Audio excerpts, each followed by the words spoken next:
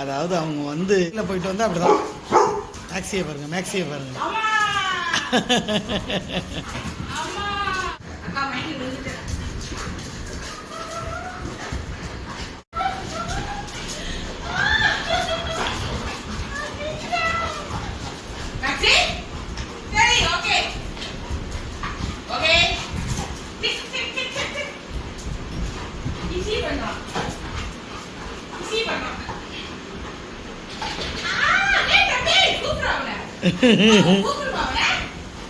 ராக்கே வாங்க, போதும், அம்மாட்ட வாங்க.